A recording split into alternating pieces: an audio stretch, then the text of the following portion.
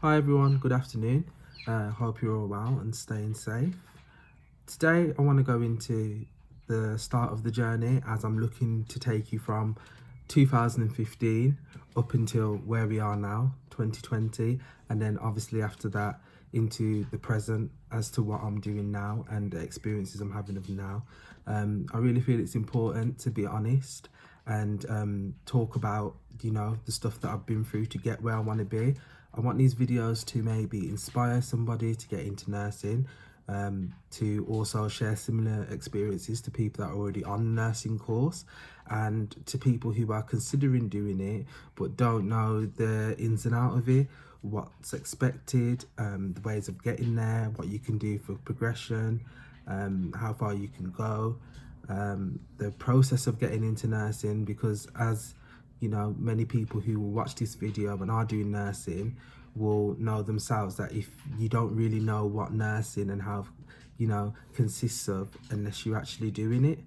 And I think it's, about sharing knowledge and sharing information and maybe sharing the things that I wish that I could have asked somebody, as I personally don't feel there's enough representation in regard to nursing and telling people what it's about. And yeah, I think everybody knows what a nurse is, but do you actually know what a nurse does? Where can nursing take you? Stuff like that. So I really want to touch upon that. Today I want to start talking about, so going back to 2015, when I'd finished college and was in the process of starting to apply for my first university, which was the University of Surrey in Guildford. So I did BTEC level 3 extended diploma in health and social care, and I did that in post 16, which is the same as college, but it's normally post 16 is based in a secondary school, so you still stay and attend the same school that you did your secondary education, but they allow you to do college courses. Some people take that route due to the fact that they're used to the school, the environment, and also used to the teaching staff that will be teaching you, as they tend to teach GCSE subjects also. So that was a 2-year course, and we covered loads of modules in regard to health and safety. We did equality, diversity and rights, we did nutrition, we did dementia, caring for people with additional needs, anatomy and physiology, psychological perspective, sociological perspective, and professional development. We did a few more than that, but obviously I'm not going to name them all, because it does vary depending on where you're studying. As you can see, the course layout is different in every college, so some colleges may do the same modules, some may do similar modules but also have additional modules. I think in total there's about 30 different modules that you can have for a health and social care course, but each college picks on like 12 that they want to teach on their course, and it's usually based on the members of staff that are working in that school or college and what their background is and what they're basically competent to teach and can relate, and that's how basically they choose what much you're going to teach. But anyway, so I'd finished my health and social care. During school and college, I didn't have an easy way through. I did struggle with a lot of concepts of school. I struggled, a lot in many subjects, but I didn't let it stop me, and that's the important thing. I kind of had an epiphany, like, I need to make sure I pass this course because this is going to determine my future. And being told that you can't do things and you won't achieve things, and then completely having that conversation with yourself and proving people wrong, is such a good feeling, because I didn't do it for them, I did it for myself. But I tried to find a positive in every negative, and maybe them negative people and them negative comments is probably what I needed to push me to do more and achieve and make the sky my limit. So that's what I did. And I achieved a very good grade because of it, and I was very proud of myself. After college, I decided that I wanted to do what I'd always wanted to do, and that was nursing. I wanted to do nursing not because it's something that I felt that I had to do based on the course that I did.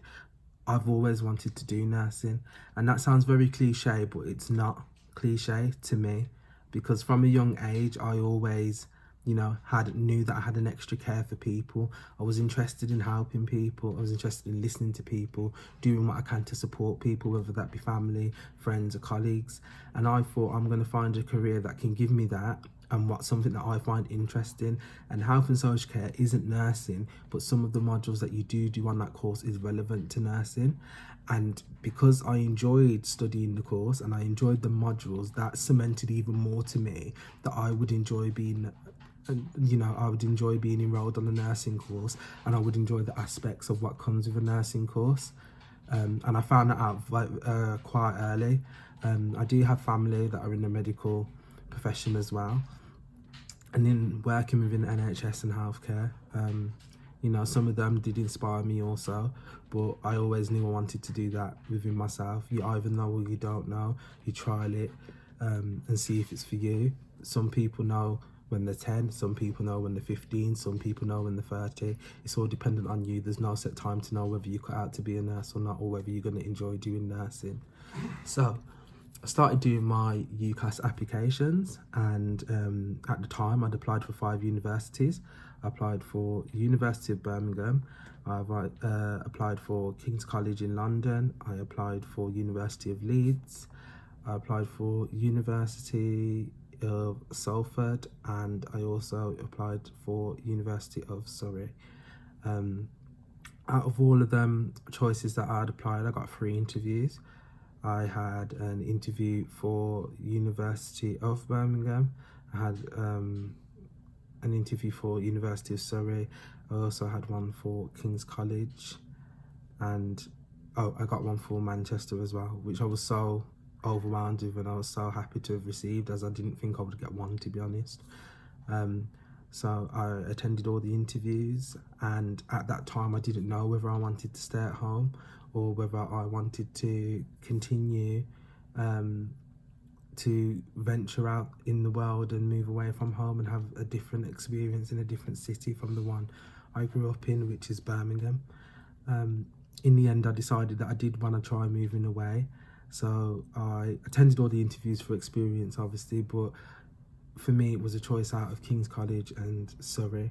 And in the end I did go with Surrey, and that's based on the fact that I spoke to people, I got advice, and a lot of people would tell me that London is very expensive to live in compared to Birmingham, which I knew. And obviously it's a very busy city, and it's the city that never sleeps, that's what it's known as.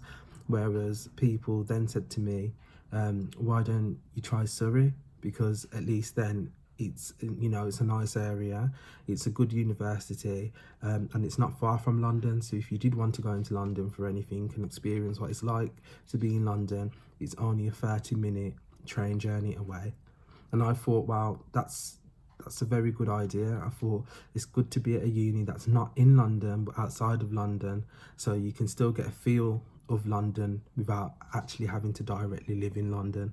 So I went with the University of Surrey. And I was very excited at the time. I remember a few months before, over summer, going to all the shops and start ordering everything that I'm going to need. I'm like, I'm going to be living in a flat and blah blah blah blah with all these other students. I need to get my toaster, my microwave, my cutlery, blankets, duvet covers, lamp. I went so overboard. It was just a thing that happens, and if you do move out for uni, you understand it was needed to have at least 3 duvet sets. You need this lamp, you got your own colour scheme going on. You would have thought I was doing a home renovation. And if I knew the size of the box room that I was going to before I went and did all this crazy shopping, I probably wouldn't have even bothered, because I don't understand why I was acting like I was going to be a new homeowner in a 2-story house when in fact I was going to a room the size of a cardboard box with all these, fancy colour scheme this, fancy colour scheme that. But, it's funny, it's part of the excitement of moving away for uni. And yeah, that's how I ended up moving to Surrey. As I said, I am going to do a video based on my whole Surrey experience. That's uni life, what it's like living away, things I learned about myself, and things that I learned on the course in Surrey. As you've probably gathered already, I didn't stay at Surrey. I ended up moving back home. And if you continue to follow the channel, you'll start to find out why.